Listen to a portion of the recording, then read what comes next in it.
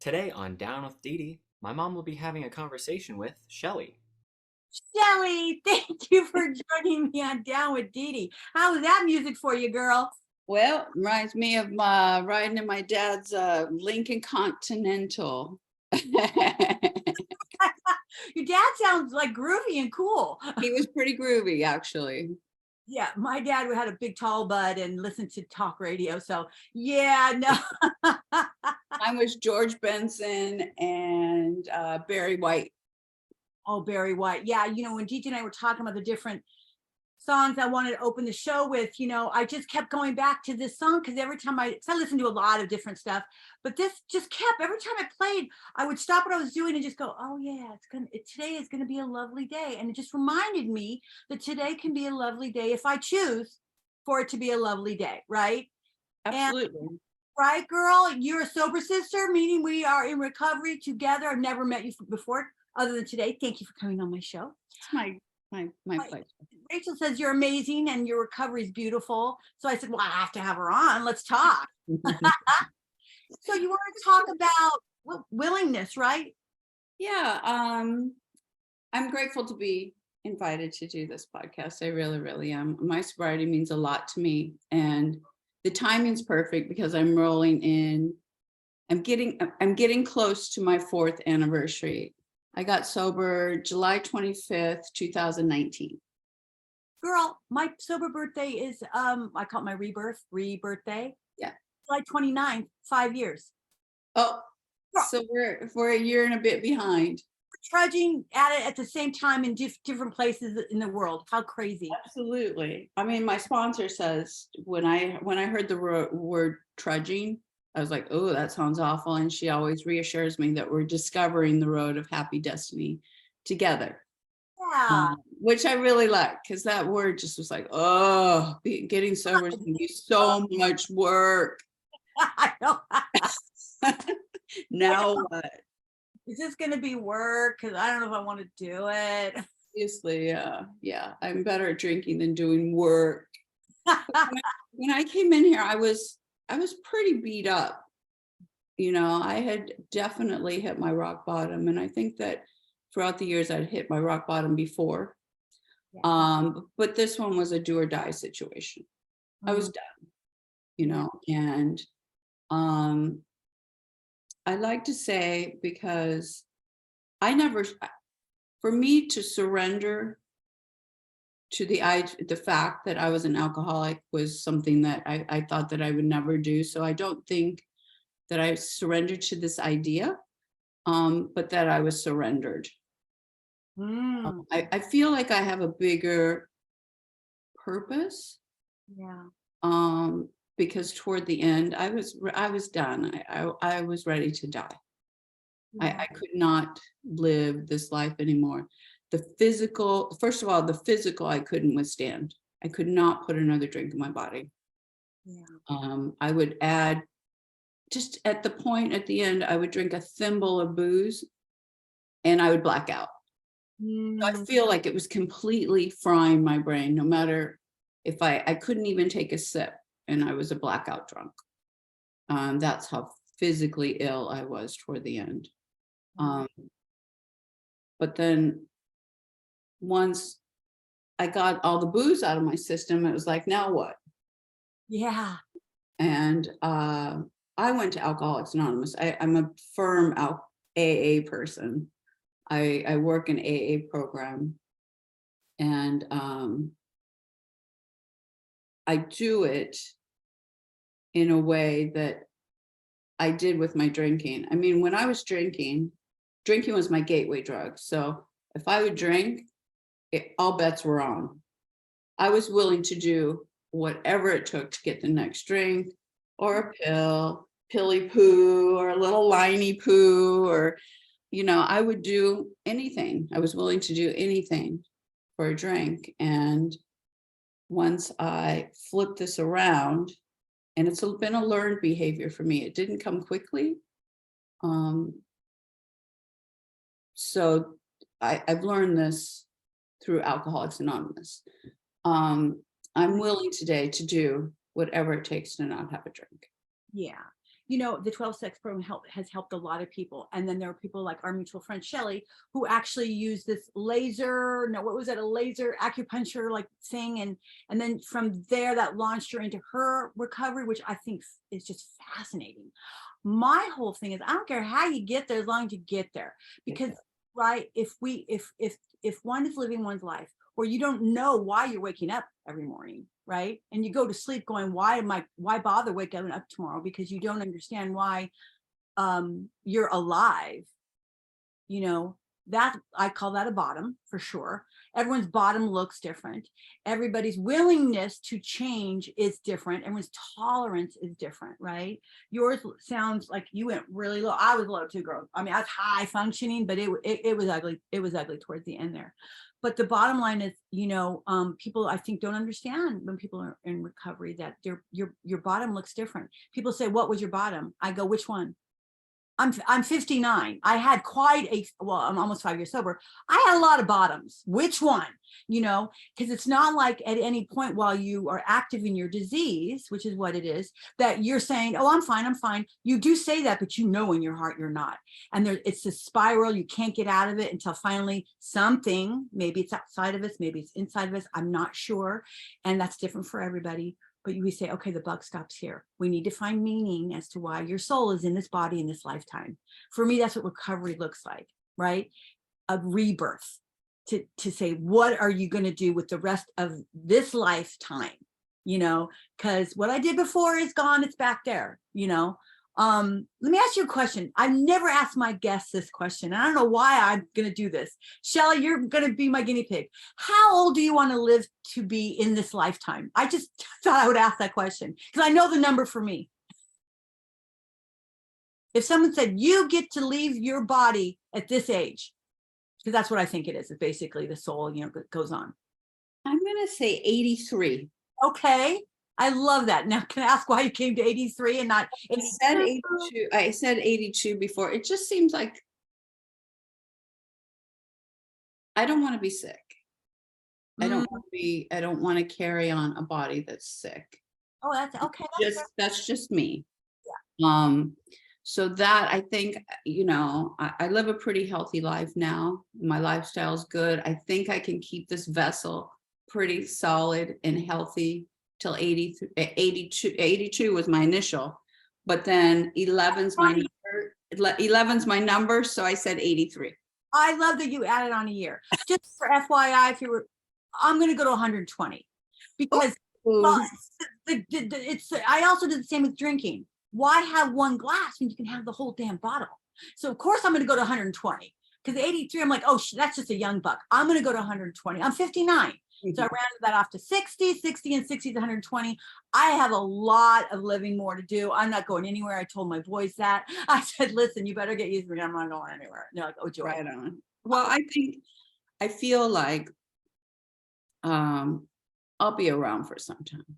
I love that. It's important for me to be healthy I'm 57. So at this age, health is really, really a priority for me. It's something I never thought about before because I too was in the entertainment business. I was a model and it was never about being heart healthy. I just wanted a nice ass. That was my thing. I didn't care as long as I looked good.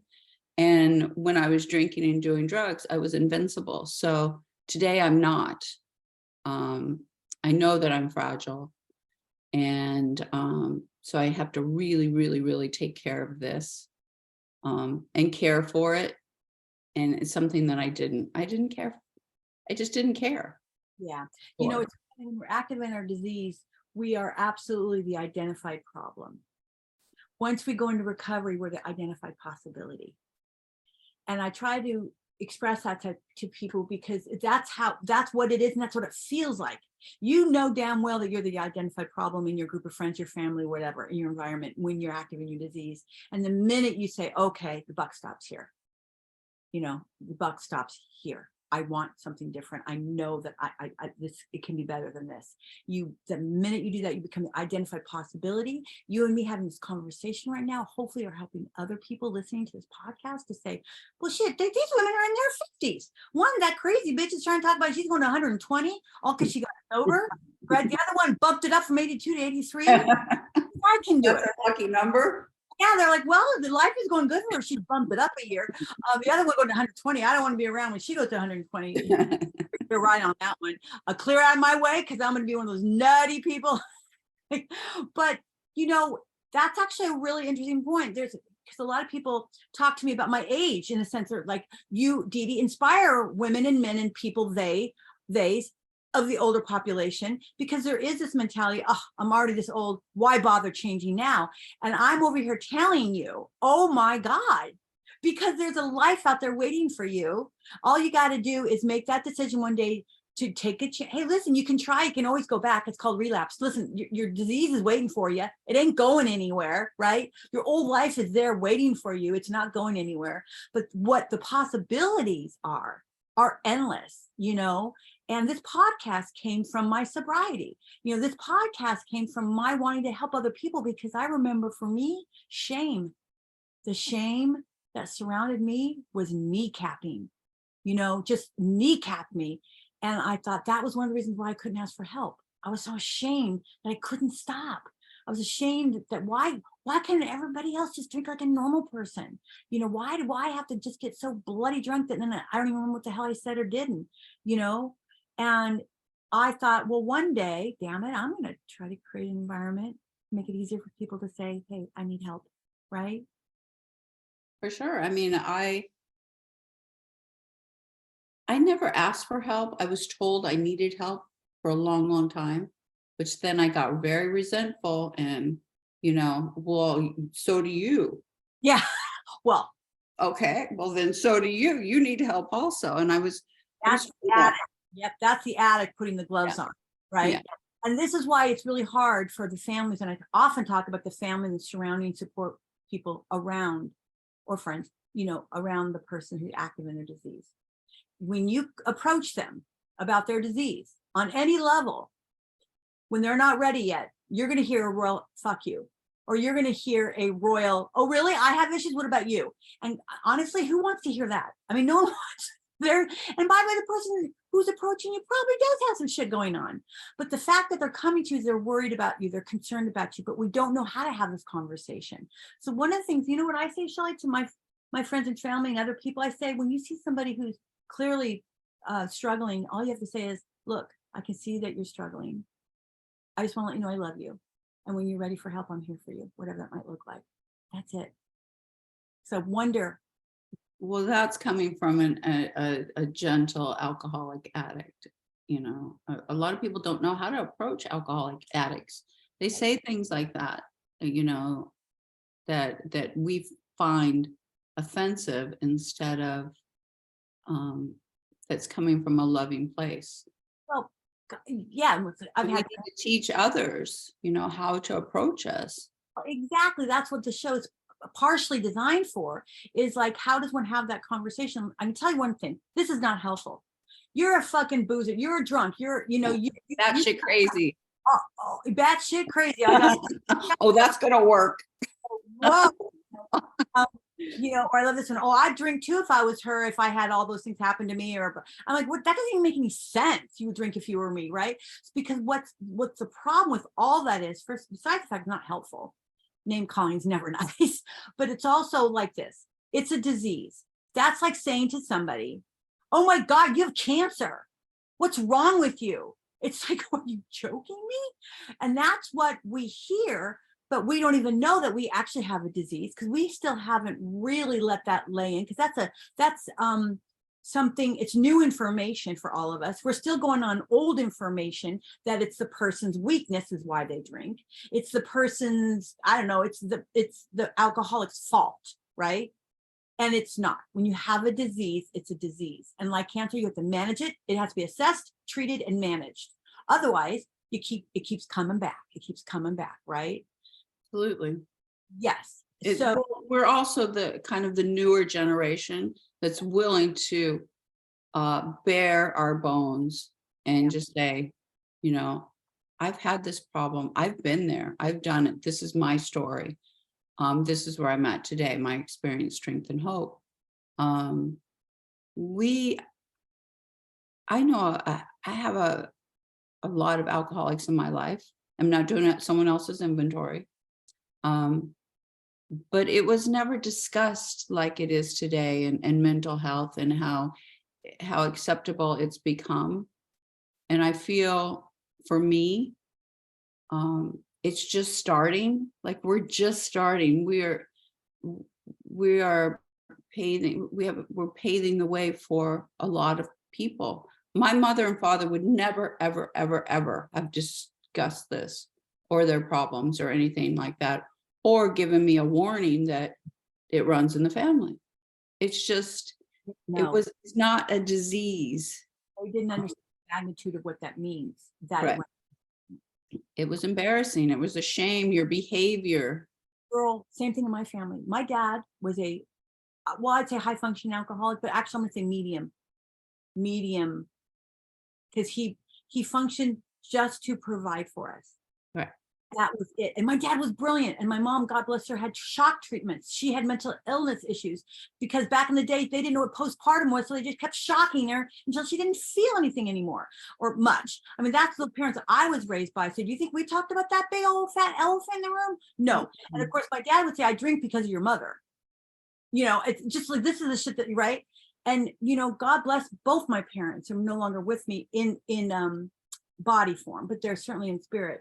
But my dad went to light, never having really addressed his disease, because he didn't know it was a disease, and he didn't ask for help because when my mom asked for help, she got shock treatments. So that's that generation, right? So of course they were like, this is nuts.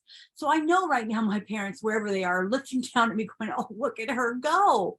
Look at her go. She's finding relief, and she's helping others find relief. I mean, I'm sure now that you talk about shock treatment, they didn't want to expose us to stuff like that. If that was their only alternative, I can't imagine our parents wanting to hurt us. Well, yeah, my mom basically had a nervous breakdown, right? Which I now think was actually postpartum. Yeah. They didn't know what that was. And she was considered a leper at the time. They all stopped talking to her. Because back then, if you were like that, you were of like, some crazy spirit or something came into your body and overtook you, and you were the odd one out, right? And because there was this image of women back then. And then my dad was just, drinking like all the men were drinking. I mean, they, right? Remember you will meet him at the door with a cocktail and all that. Well, my dad just had a big tall boy, cooler. But my mom did not meet him at the door with a drink, trust me. She was just drinking her coffee, smoking her cigarettes, going, God damn it, Dedee. I love her. Get that bitch shit out of here. I love it. Speaking of spirits and crazy, Shelley. Oh, I love it. Here we go. Do you I do. Yeah, you do? Talk to me, girl. Talk to me. Why do you believe in the paranormal or other life forms? Before I got sober, I've always felt that I'm a fairly spiritual person until I got sober. And then I found spirituality, which is something that I've always been looking for. I find that I've always been looking for. It's brought me the happiness that I'm searching for. But I have a lot of signs. I have a daughter that's an indigo child. And so she's shown me a lot of things. And I do believe in the spirit. I love that. My father comes to visit me. My mother leaves me dimes in the freezer. Oh, wait, your mom leaves you dimes in the freezer? In the freezer and the vegetable drawer. Mom, I love Mom. She is silly. You told me that before we met, you texted me saying, I'm silly. I said, silly is required for my show. We need to have your mom on the show. Tell Mom. I'm going to put a dime in the freezer for my boys and see what they think.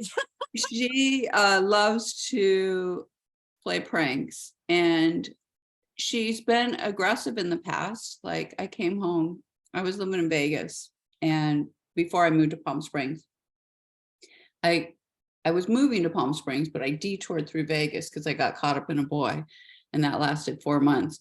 So I had a roommate, and she was not a very nice roommate. And I came home one day and she was standing in the foyer saying, tell your mom to go away. I guess my mom was like bothering her, but she was, and I didn't even know. I was like, how do you know it's my mother? She goes, it's your mother. So she was scared and said, please ask your mom to go away. I do believe in the paranormal. I absolutely feel that we are just a vessel. These are vessels, and I believe in the spirit for sure. Well, would you mind explaining to to everyone who's following and listening what an indigo child is, just for those who don't know? Well, an indigo child for her, and I had her tested because she was actually really nervous because she was seeing a lot of, I'll say ghosts. That's what she called them. Oh, yeah. But there were apparitions and things in her room a lot. And she was very intuitive as well. And she could pretty much see what was going to happen. And so she had a lot of fears, good or bad. She just didn't like the idea of knowing what her day was going to be like. And I was concerned about it. And I'd never heard of such a thing. And I knew that I always had this really strong intuition. And a bit, whatever, I'm going to say psychic. It's just a strong intuition. And so, but hers was way stronger than mine. And I never saw apparitions and things like that in her room. And she would see things move and I would actually question her on it because I thought at first she was lying. She was a kid. I mean, I was like, Imaginary friends and all sorts of stuff. Sure. And then my mother, when she passed away, the night she passed away on Christmas. And my daughter and her were very, very close, and she was young. And I went in there and she was crying and she said, Granny wants me to go with her. And I was like, oh, that's pretty hardcore, T, you know? And so I was laying there on her bed and her phone, she had a phone with a cord back then. And the cord on her phone starts swinging around. And I was like, I looked at her and then it stopped. I go, how'd you do that? And she goes, I didn't do that. And I was like, okay, well, I'm going to try to recreate this right now because I was blown away. I couldn't do it. And so that's when I started to believe her and really believe in the paranormal. I saw it. You know, Shelley, can I say thank you for not trying to explain that away or make that a mental health issue for your child or basically cancel out her experience. It is so important for people who've had experiences with other energies or whatever that we let them, you know, you don't have to even understand it or have one yourself to allow someone their experience. You know what I mean? And I'm hoping with this part of my show that more people like you are curious and open to other people's experiences, especially your daughter, than to shut them off, be resistant, and make her feel even more alone. Because that's probably the scary part for her. She felt alone. You know, you couldn't say, "Oh, I know, honey, that happens to me all the time," right? That's scary to have her mom or someone go, "What do you mean, honey?" Show me, because I'm curious. I don't know what to tell you, but I'm seeing shit that's not in the room right now. Well, how'd you do that? Show me. And well, it was to the point where it scared her and she actually kind of pushed it down. It was becoming way, way, way too strong for her. But now she's in her 30s and she's actually tapping now that she understands it and she's not afraid of it. She's tapping back into her abilities. And with that, she's showing me other things as well. You know what it is? She's ready now for it. She's ready. She's not a kid. She's not afraid anymore. You know, I was just talking to my other guest about this. The only reason why that we're scared of paranormal things that we don't understand or we can't put into our schemas is because society tells you to be scared. Your parents tell you to be scared at birth. Beware of the boogeyman. You know, the Scary. government says, "Oh my God, UAPs, we're throwing money at it because they're national security." No, they're not. They would have blown us up by now if they wanted to hurt us. You know, movies tell you to be scared. So it's really, we're classically conditioned to be told to be scared of things that are unknown to us versus curious, right? Everything's so scary. What am I afraid of? I've been afraid my whole life, but what am I afraid of? Exactly. I love that you said that because that's something I have to remind myself of. This podcast is not launched yet, but when I'm already scared. I'm already projecting this fear that people. Well, that's, yeah. What are people going to think? Stupid. What does she think she's doing? She talks too fast. Oh my God, she talked over. I'm going through all of this. DJ, my producer says, Dedee, stop. And I'm like, okay. Not there yet. Yeah, right.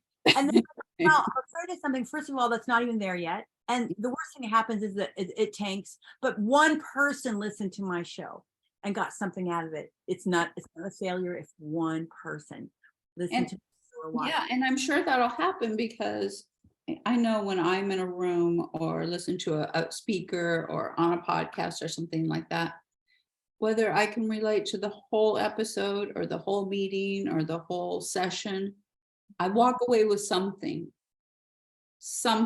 and something that I can relate to and that I'm willing to actually maybe look into or tap into to stay sober today. All I want to do is stay sober today. Hey man, I'm with you, girl. And I hope being on my podcast today is going to help you have another awesome day. Your daughter blows my mind. I had never met somebody with one of these amazing gifted children. You know that I'm sure she's discovered there are many hundreds and thousands of children like her of all ages now, and they're being studied and they're phenomenal. Like what they can do is phenomenal and we can't explain it, which I've got chills. I love that. Like, cool. Tell my boys, why aren't you like that? They're like, whatever. I can lie to you, Mom, and make things up. One of my sons is, and he doesn't know it, but he says, I'm not going to the crazy train with you, Mom. He almost tripped over an energy in New Mexico, tripped that I had been seeing in my peripheral vision. And he said he almost tripped over it. And I said, oh, you saw it? And he goes, no, I just didn't sleep well last night. I'm not going there with you. I'm like, oh, okay. You almost tripped over something. You're the unknown. I'm not going there, Mom. I'm not going there. I'm grateful now for the internet, first of all. Yes. And so we can actually discover so much more with indigo children, addiction, mental health. I mean, we have all these resources now that we didn't have when she was born. I mean, we got into it. She was born in 1990. We were able to get into it later in her life. A lot more resources. And the time 80% of people around the world believe in something other than us. There has to be. They're curious about, they're interested, they're not scared. There are some that are still scared and some that poke fun at it, and that comes from fear. It's also an old way of behaving towards something you don't understand. Sound familiar? Addiction, hello. Which is kind of why these mesh well together. The addiction stigma and the paranormal stigma, they're both stigmatized, and yet they both are true experiences, I believe, because I'm not going to tell someone their experience is not real to them any more than I would tell somebody, it's just crazy to do that, right? That reminds me. Tell me more. I don't know. I know, Shelley. God, your daughter. I'm gonna have to have her on now. Okay, Shelley. Burning question: if you could be reincarnated as any animal, what would it be, and why? No one's ever asked me this, and I've always known this, and it was from an experience I had. I would be a dolphin. I went swimming with the dolphins once, and I was pregnant with my son, and I could cry. I don't want to cry. My experience with this animal was one like human. It was a human-like interaction. I knew this dolphin. Wow. And the dolphin knew me and I knew that I was pregnant. It was so weird. It just embraced me like like a human. I want to be that. Oh, I want to bring that to someone else. If I could bring that experience and that feeling to someone else, what they provided me, I want to do that. love that. I love Wanna do that.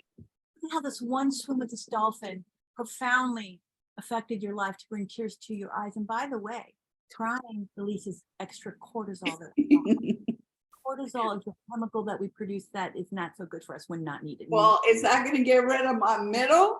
Well, now that honey, or you can go see my plastic surgeon, who's amazing. Never sucked out my belly yet, but he certainly helped with my face and my bad girls. I know I got those too.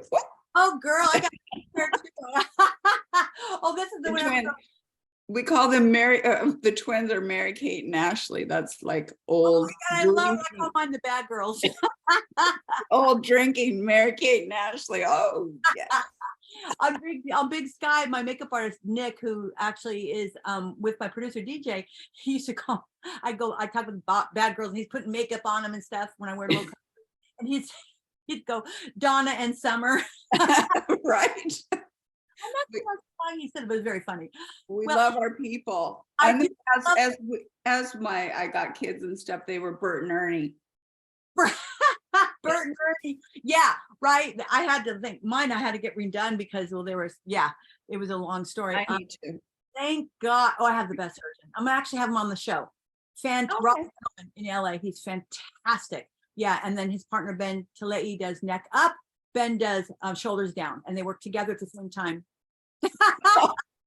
That doesn't give me some free plastic surgery. I don't know what will.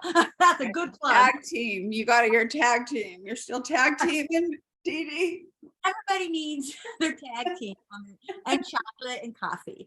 Shelley, I can't thank you enough for coming on my show so that you can help me in my journey. I'm recovering out loud to help others. And you're such a beautiful soul. And I'm madly in love with your indigo child.